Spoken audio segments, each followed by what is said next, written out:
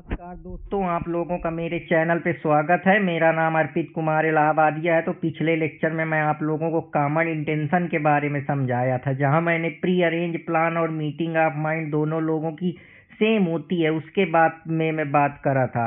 तो आज उसी का हम लोग कॉमन ऑब्जेक्ट को समझेंगे। जो लोग कॉमन इंटेंशन और कॉमन ऑब्जेक्ट को सेम समझते हैं, तो आज हम उसके सटल डिफरेंस को समझने का प्रयास करेंगे। एक्चुअली कॉमन इंटेंशन का मतलब होता है जब हमारे माइंड में कोई इंटेंशन या प्री अरेंज प्लान हम कोई पहले से बना लेते हैं, लेकिन ऑब्जेक्ट वो इस वजह से उसमें हमारी लाइबिलिटी बन जाती है क्योंकि हम उस असेंबली जो कि लॉ की नज़र में इलीगल है, अनलॉफुल है, उसमें हम अपनी भागीदारी संरक्षित कर लेते हैं या उसका पार्ट बन जाते हैं। जहां 5 से या 5 से ज़्यादा लोग मिलकर किसी अनलॉफुल असेंबली बनाते हैं, तो उसको हम कॉमन ऑब्जेक्ट दे देते हैं, क्योंकि जो हमारी असेंबली है उसका उद्देश्य एक ही है, ऑब्जेक्ट एक ही है। जैसे हम धरना दे रहे हैं तो हमारा उद्देश्य, हमारी डिमांड जो है वो वही है। जैसे इसको अगर आप लोगों सोशियोलॉजी के एंगल से देखें तो प्रेशर बेल्ट के मामले जहां हम धरना देते हैं, जैसे भारतीय किसान यूनियन वगैरह हो गया, तो ये अपना पर्पज अचीव करने के लिए प्रेशर ग्रुप बनाए जाते हैं। वैसे हमारा जो कॉमन ऑब्जेक्ट है हम इसी वजह से धरना देते हैं। जैसे अगर इसको और प्रैक्टिकल एग्जांपल में देखें तो कोई डिमांड होती है तो हम अनलॉफुल असेंबली बना लेते हैं, जहां हम जानते हैं कि ये असेंबली हमको मना करती है या रोकते हैं। जैसे अभी वो मामला हुआ जिसमें साक्षी मलिक या जितने पहलवानों ने धरना दिया एक पॉलिटिशियन के खिलाफ। दूसरा मामला आप देखें बीपीएससी में जो बच्चे वो करे, एसएससी में जो अभी पेपर लीक के मामले हुए, तो ये सब क्या है? ये अनलॉफुल असेंबली है। मतलब ऐसी असेंबली है जहां हमारा ऑब्जेक्ट कॉमन है, हम इसी चीज को लेकर धरना दे रहे हैं या इसी चीज को लेकर वाद विवाद कर रहे हैं। जैसे और भी मामले होते हैं जहां पे हम लोग धरना देते हैं, अपनी बात मनवाने के लिए मूवमेंट छेड़ते हैं। तो इस प्रकार से जो है वो हमारा 149 लगाया जाता है, क्योंकि ऐसी चीजें अनलॉफुल होती हैं। लेकिन हमारा फंडामेंटल राइट जो है वो बताता है हमारा 19 की हमारा हम बिना किसी हथियार के अपने आराम से एक प्रोटेक्शन के तौर पे हम अपना वहाँ पे बैठ सकते हैं, अपनी असेंबली को जो है वो कर सकते हैं, एसोसिएशन फॉर्म कर सकते हैं, लेकिन उसमें कोई आर्म या कोई कॉन्फ्लिक्ट नहीं होना चाहिए। हम बेसिकली पीसफुल मूवमेंट कर सकते हैं। तो इसको इस एंगल से भी देख सकते हैं। इसका एंगल अगर आप देखें तो आपका जो भारतीय नागरिक सुरक्षा संहिता है उसमें बीएनएस में security for piece and good behaviour के मामले हैं, धारा 144 लगती है, वो भी इसी पर्पस से लगाई जाती है। और अगर कोई आर्मी या कोई पब्लिक अथॉरिटी किसी भी चीज को डिस्पर्ज करती है, असेंबली को हटाती है, क्रिमिनल फोर्स का यूज करती है, तो वो सब इसी फिलॉसफी पे बेस्ड है, इसी थिंकिंग के पे बेस्ड है। तो आशा करता हूँ कि आप लोगों को ये पसंद आया होगा। किसी एक आदमी ने अगर कॉमन ऑब्जेक्ट के उद्देश्य से किसी को मार दिया या कुछ कर दिया या धकेल दिया या दंगा फैला दिया, तो आदमी तो एक ही है, लेकिन उसका जो इम्पैक्ट है, क्योंकि वो अनलॉफुल असेंबली में इन्वॉल्व है। जैसे कोई बड़े बड़े सिंडिकेट के मामले चलाते हैं या अनलॉफुल असेंबली बना के सरगनाबाजी करते हैं, या जैसे फैंटेसी के गेम हो गए आजकल आप लोग देखते हैं। इसको और डीप एंगल में समझें तो ये जो मामले होते हैं जहाँ पे सट्टेबाजी के काम होते हैं या इलीगल ट्रांजेक्शन होते हैं, तो ये असेंबली बना के ही तक काम करते हैं अनलॉफुल तरीके से। जरूरी थोड़ी है कि ये असेंबली फिजिकली रूप में ही प्रेजेंट हो, डिजिटली भी प्रेजेंस हो सकती है। तो अब ये दायरा बढ़ रहा है, तो इस उद्देश्य से एक आदमी भले उसमें करता है लेकिन सब लोग धराते हैं, क्योंकि उनका उद्देश्य वही है। इंडियन एविडेंस में आप इसको रेलेवेंसी से जोड़ के देख सकते हैं कि अगर अपॉर्चुनिटी प्रिपरेशन इंटेंशन बन रही है, किसी भी जो हम एक्ट कर रहे हैं, हमको मालूम है कि ये अनलॉफुल है, रैश है, नेग्लिजेंट तरीके से हम रैश तरीके से उसको पेश आ रहे हैं, या हमारी जो इंटेंशन है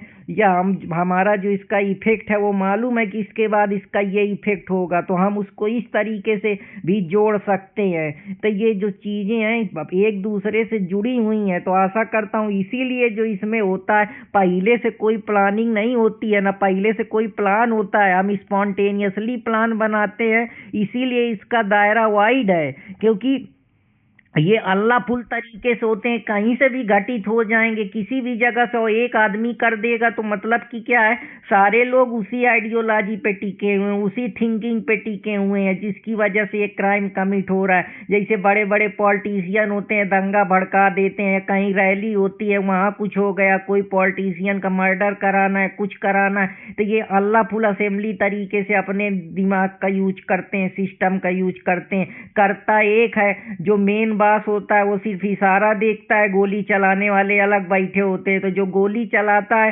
वो भी उसके लिए लाइबल होता है, और जो करवाता है जिसकी मेन इंटेंशन है वो भी लाइबल होता है, जिसको हम अबेटमेंट में भी इसको यूज कर सकते हैं। और अगर हम इसको देखें तो इसमें जैसे हम लोग और भी मामले हैं जो आईपीसी या जो हमारा भारतीय न्याय संहिता है उसमें यूज करते हैं, तो इस प्रकार से, या कॉन्स्पिरेसी के मामले में भी जो इस प्रकार की चीजें होती, लेकिन कॉन्स्पिरेसी में 2 या लोग होते हैं, इसमें कम से कम 5 लोग होने चाहिए, इसलिए वो वहाँ फ्लॉप हो जाता है।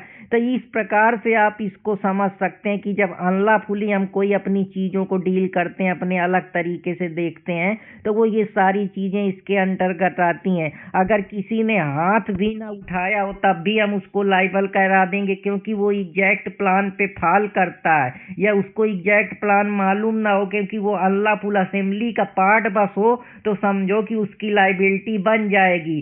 ग्रुप का इरादा समझो, इंडिविजुअल की बेचैनी, इंडिविजुअल का तरीका, इंडिविजुअल का एक्ट करने का जिम्मेदारी, ये इतना इम्पोर्टेंट रोल नहीं वो करता है। अगर तुम ग्रुप के पार्ट हो, 5 लोग से ज्यादा हो, और तुम सरकार को चैलेंज कर रहे हो, या उनके लाफुल जो सिस्टम है उसको चैलेंज कर रहे हो, या किसी को डिप्राइव कर रहे हो किसी राइट से, और अपना ऑब्जेक्ट फुलफिल करना चाहते हो, तुम्हारी सबकी जो ऑब्जेक्ट है, इंटेंशन है, कॉमन है कि हमको यही चीज करनी, इसका घर जलाना है, इसकी गर्लफ्रेंड को निपटाना है, इसको मारना है, इसकी प्रॉपर्टी कब्जा करना है, सरकार से हमको ये चीज कराना है, तो हम अपना ऑब्जेक्ट को फुलफिल करने के लिए असेंबली बनाते हैं, किसी को मारते हैं, किसी को धमकाते हैं, किसी को इलीगल काम करने के लिए कहते हैं।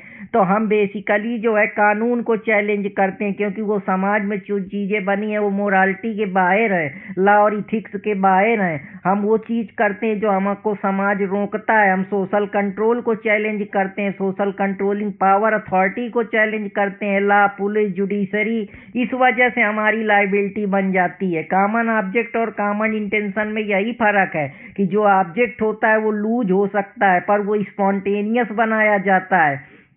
जहां हमारा ऑब्जेक्ट नहीं फुलफिल होता वहीं हम सरकार के खिलाफ धरना प्रदर्शन शुरू कर देते हैं, मूवमेंट छेड़ देते हैं, सरकार के खिलाफ अपनी बात को बताते हैं। अलग अलग तरीके से हम लोग षड्यंत्र रचते हैं, तरीका अपनाते हैं जिससे सरकार हमारी बातें सुने, कहीं धमाका करते हैं, कहीं सरकार को चेतावनी देते हैं। तो ये सब चीजें जब हम अनलॉफुल असेंबली की तरीके, जैसे पार्लियामेंट में अटैक हुआ 2005 में, तो आपको सिर्फ हम लॉ नहीं बता रहे, हम ये भी बता रहे कि आप इनको तो एक्चुअली दुनिया में देखिए कि चल क्या रहा है। एक बंदा गुस्सा होके मार देता है, तो ये सब चीजें हैं। भले वो एक बंदा गुस्सा है, लेकिन उसके जो अनलॉफुल असेंबली में लोग हैं उन सबका वही इंटेंशन है, वो सब इसी उद्देश्य से आए हैं। तो कोर्ट ये नहीं देखती है, मारना पॉसिबल है और फार्सिएबल भी था, सबको पता है कि मॉब डेंजर है। उसका काम ही है कि वो सरकार से चैलेंज लेना चाहती है, सरकार के सिस्टम से लड़ना चाहते हैं। जैसे नक्सलिस्ट हैं वो कुछ अपना बना के अपना अपना तरीका अपनाते हैं, टेररिज्म वाले अपना तरीका अपनाते हैं। तो क्या हम इसको कॉमन ऑब्जेक्ट नहीं कहेंगे? एक आदमी करता है लेकिन इंटेंशन तो सबकी सेम है, सब गिल्टी हैं। तो ये सेक्शन 149 पे लगता है। 10 लोग पॉलिटिकल रैली कर रहे हैं, एक के हाथ में लाठी है, एक नारा लगा रहा है कि ये सरकार सही नहीं है, ये सरकार मुर्दाबाद, ये सरकार जिंदाबाद नारा लगा रही है, हमारा नेता कैसा हो। सबको पुलिस धरपकड़ करती है, पुलिस को धक्का देते हैं, तो सरकार को चैलेंज करते हैं। एक आदमी गोली चला देता है, बाकी सपोर्ट में लगे हैं, ये सब बोलते हैं। बाकी बोलते हैं हमने नहीं कहा था, पर वो सबका मन एक ही होता है, उसी ऑब्जेक्ट के लिए आए होते हैं, इसलिए सबकी लाइबिलिटी बन जाती है। तो आशा करता हूं कि आप लोगों का वो ऑब्जेक्ट जो हमारे सेक्शन 141 में दिए थे आईपीसी में, कि हम गवर्नमेंट को क्रिमिनल फोर्स के जरिए अपनी पावर का यूज करके, एलएमजी गोली का यूज करके, धरना दे के, लोगों को एकत्रित करके सरकार के अपनी बात मनवाते हैं। जैसे स्टूडेंट में जो बड़े बड़े कोचिंग माफिया है वो जाके वहां अपना धरना देते हैं, सरकार के सामने विनती करते हैं, सरकार के खिलाफ खिलाफ नारेबाजी करते हैं, या कोई किसान आंदोलन हो गया, ये सब चीज़ें हैं